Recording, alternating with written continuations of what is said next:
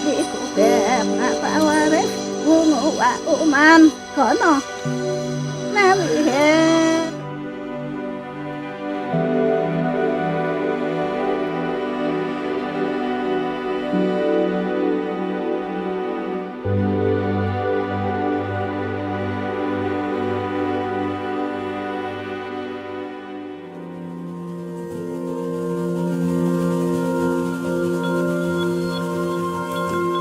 Di pulau ini tinggal salah satu suku tertua di tanah air. Dipercaya telah ada sejak abad ke-11. Sang nenek moyang diyakini datang dari negeri Cina. Suku Dayak.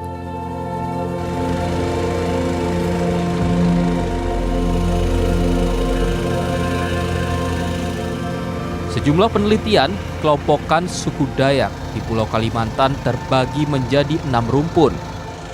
Rumpun Iban, rumpun Kelamantan, rumpun Apokayan, rumpun Murut, rumpun Otdanum, dan rumpun Punan.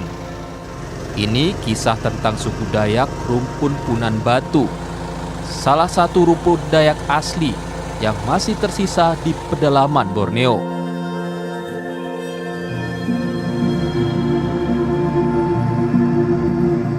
Itu memang kesenangan turun-temurun kami. Karena di hutan senangnya ada dinginnya, makannya juga kami bisa carinya dulu tuh. Jadi itulah kami tidak bisa tinggal di. Kami hanya bisa nyari sendiri tanpa kita pakai usaha yang beli-beli, Pak. Jadi di hutan semuanya jadi lebih mudah. Ya, lebih mudah.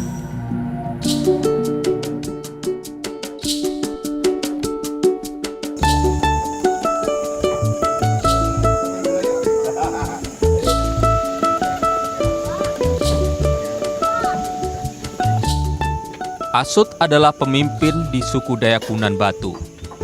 Kawasan Benau, Sajau, Kecamatan Tanjung Palas, Kabupaten Bulungan, Kalimantan Utara, menjadi hutan tempat mereka tinggal saat ini. Bentang alamnya, pegunungan berpadu aliran sungai.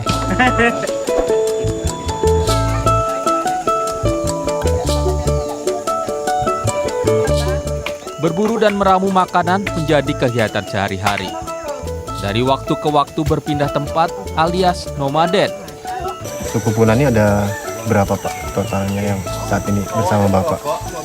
Ya, sekitar ada 36 kakak kami.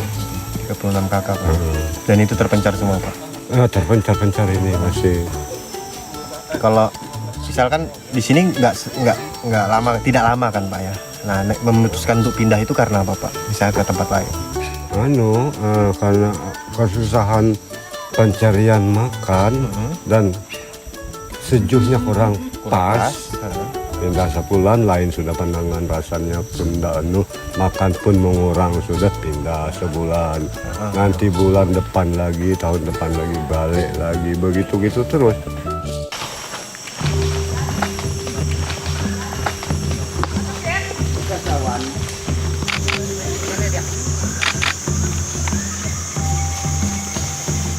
Tak kenal konsep menyimpan makanan, mereka akan cari makan untuk hari ini dan besok cari lagi.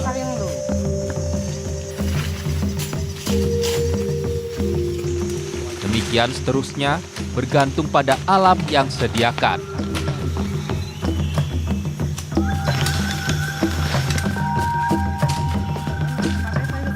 Umbi-umbian jadi makanan harian.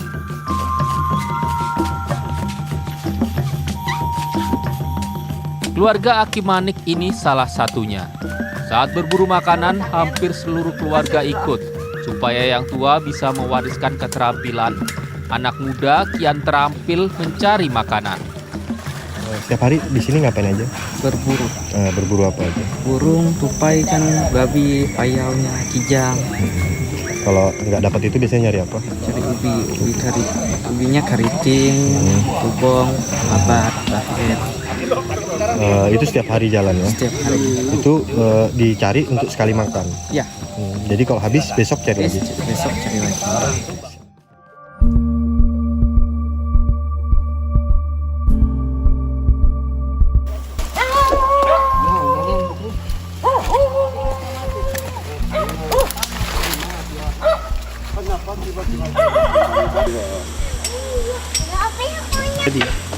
Iya. Umbi-umbian yang terkumpul kadang direbus, dikukus atau digoreng dengan minyak babi.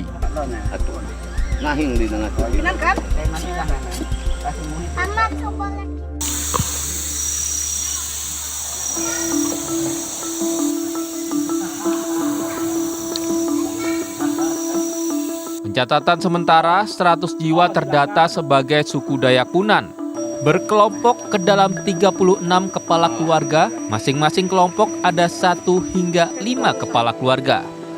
Tiap keluarga juga rata-rata bisa menjelajahi hutan lebih kurang 18.000 hektar selama hidupnya. Masyarakat Punan Batu adalah masyarakat pemburu peramu aktif terakhir yang masih menjalankan pola hidup nenek moyang mereka. Pola hidup nenek moyang kita juga ya. Yang dimana mereka masih berpindah-pindah dari satu tempat ke tempat lain. Mereka masih aktif berburu dan meramu, mengumpul hasil hutan untuk makanan. Dan juga mereka masih tinggal di bawah-bawah liang batu kars. Dan juga di bawah-bawah tenda daun, tenda terpal, yang merupakan suatu network di mana mereka bisa berpindah dari satu lokasi ke lokasi lain seperti itu. Untuk mencari makanan dan hasil hutan. Sumber karbohidrat yang mereka kumpulkan dari hutan itu berupa ubi-ubian ya. Banyak sekali jenis ubi yang tumbuh di atas batu, di atas batuan kars, dan juga tersebar dalam hutan di mana mereka bisa bergerak dari satu tempat ke tempat lain dan mereka hafal lokasi-lokasi ubi itu berada ya. Bagaimana mereka memiliki radar di mana tempat ubi itu berada. Mereka juga melakukan berburu ya secara aktif sebagai sumber protein mereka, yaitu berburu hewan, terutama babi, ya itu makanan favorit mereka, dan juga hewan-hewan besar lain seperti payau atau rusa, hewan kecilnya seperti kijang, pelanduk, tupai juga, monyet, dan lain-lain ya, burung juga mereka makan seperti itu. Justru hewan-hewan kecil adalah sebagai alternatif sumber protein hewani mereka pada saat hewan-hewan besar seperti babi dan rusa susah untuk mereka dapatkan. Dan keunikan lain itu terkait bagaimana aktivitas fisik mereka yang sangat luar biasa besar menurut saya, karena mereka pada saat mencari ubi atau berburu pun mereka bergerak, saya amati ya, mereka bergerak dari jam 8 pagi setelah sarapan seadanya ya, mereka makan ubi tadi sebagai sarapan, terus mereka bertebaran di dalam hutan untuk mencari sumber makanan dan kembali di sore hari pukul 4, pukul 5 sore. Mendapatkan segawang penuh ya, gawang itu tas serotan, segawang penuh ubi atau hewan-hewanan yang mereka dapatkan. Bahkan setelah mereka bergerak selama berjam-jam itu belum tentu mereka mendapatkan hewan juga ya, karena sudah mulai menurun ketersediaan hewan. Mereka berburu pada pagi hari dan juga malam hari. Pada pagi hari mereka berburu dengan bantuan anjingnya, dan sedangkan pada malam hari mereka berburu dengan bantuan tombak saja dan juga mungkin senapan angin. Suku Punan Batu akan membangun rumah di tengah hutan. Berpindah jika suhu atau udara mulai tak nyaman.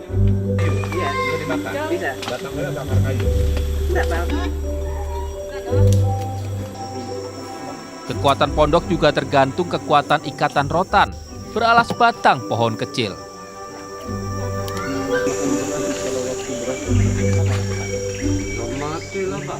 Khasnya perapian selalu ditempatkan depan pondok untuk hangatkan diri, juga memasak.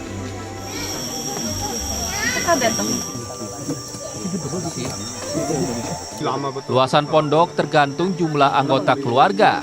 Jika punya anak banyak, maka pondoknya juga akan luas.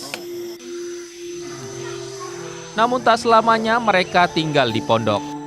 Terkadang mereka tinggal dalam gua kars, atau orang Dayak Punan Batu sebut liang. Ini lebih aman untuk anak-anak mereka yang masih kecil. Tempat tidur dari batang pohon, sementara dedaunan jadi alas tidur.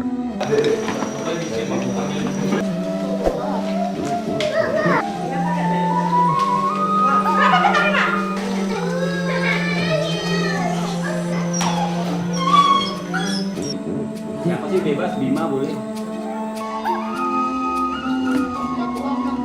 Nah, kenapa menarik bagi kami kawasan ini? Pertama adalah ini merupakan salah satu kawasan yang masih dihuni oleh masyarakat. Jadi menjadi tempat tinggal masyarakat, menjadi tempat hidup masyarakat.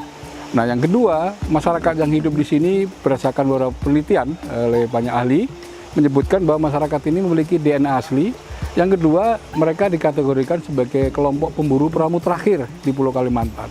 Ini ada sense of urgency ya. Jadi ada suasana kegentingan bahwa pertama mereka pemburu peramu terakhir, yang kedua jumlahnya sedikit, sekitar 35-36 kakak, dari segi jiwa ke 105-104 jiwa. Ini kondisi jumlah populasi yang menurut kami mengkhawatirkan ya, bisa diambang kepunahan. Nah, sehingga ada urgensi menjadi semacam prioritas gitu. Nah, yang menarik lagi adalah cara hidup masyarakat di sini yang highly dependent ya, sangat tergantung kepada keberadaan hutan. Dan ini mereka hidupnya selaras alam, selaras hutan. Ini kaidah konservasi yang kuat, yang ini akan diharapkan bisa memberi pencerahan kepada dunia bahwa cara hidup seperti inilah yang sebetulnya harus dibangun di dalam peradaban manusia ke depan.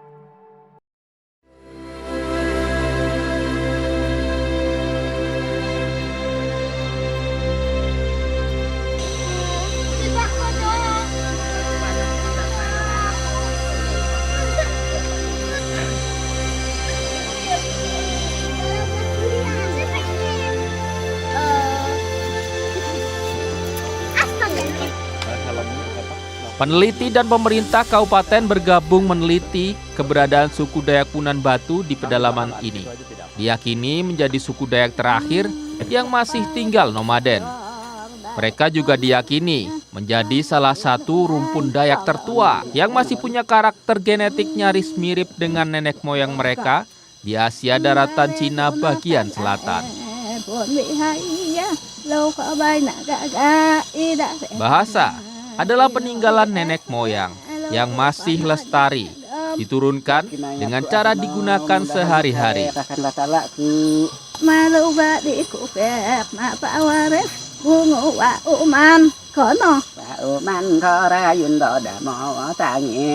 Ini adalah menira, ritual peribadatan suku Punan Batu malam hari. Memohon kepada Tuhan yang mereka sebut Latala. Mereka memohon agar berburu dan mencari makanan di hutan berhasil.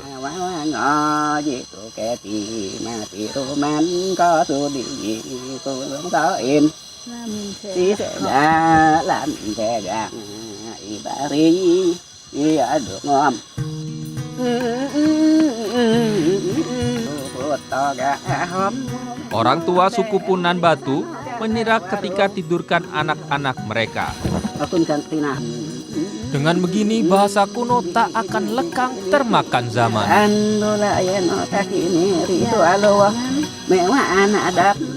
Syair yang terlantun juga berisi nasihat agar anak-anak kelak menjaga hutan tempat mereka hidup.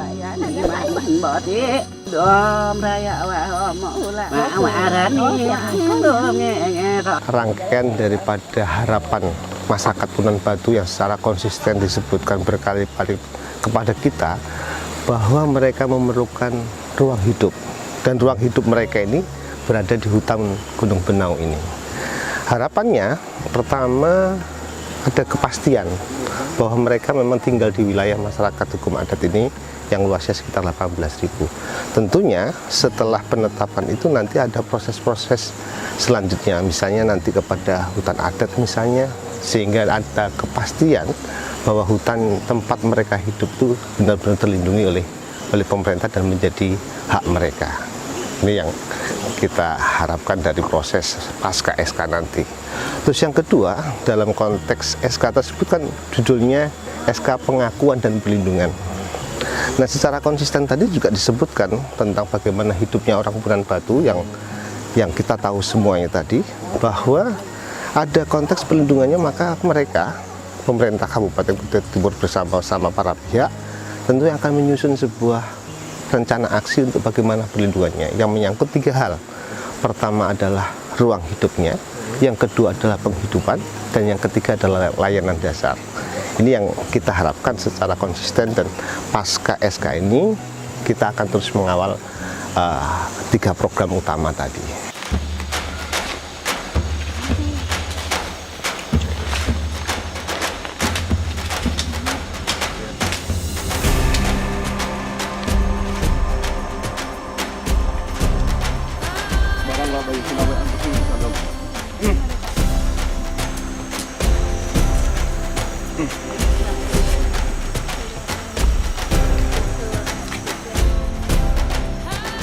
Lewat bahasa dan tanda juga, orang Dayak Punan Batu berkomunikasi di dalam hutan.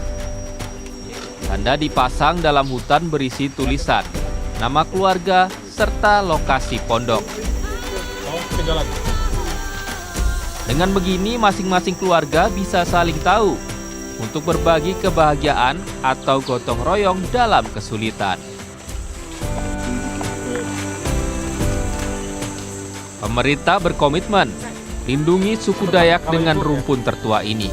Ditetapkan sebagai masyarakat hukum adat per 2 Juni 2023. Semoga jadi jalan agar keberadaan mereka tak tergerus waktu.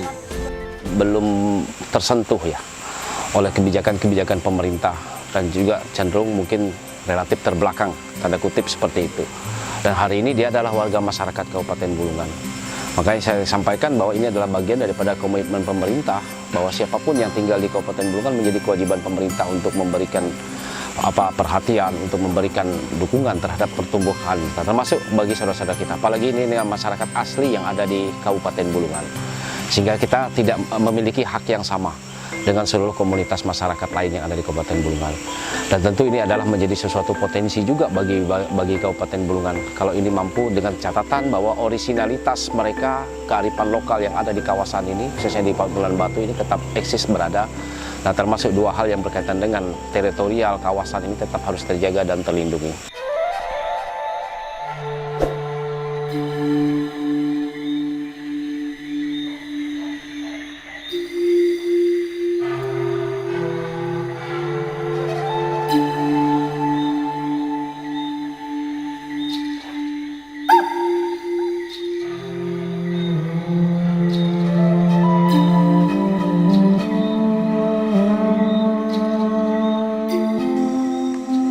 Bagaimana cara mereka bertahan hidup juga harus jadi perhatian. Ada persoalan konsesi hak pengelolaan hutan.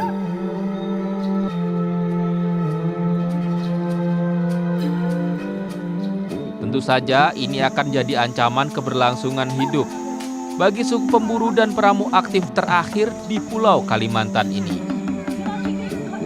Jangan sampai komitmen hanya tinggal komitmen.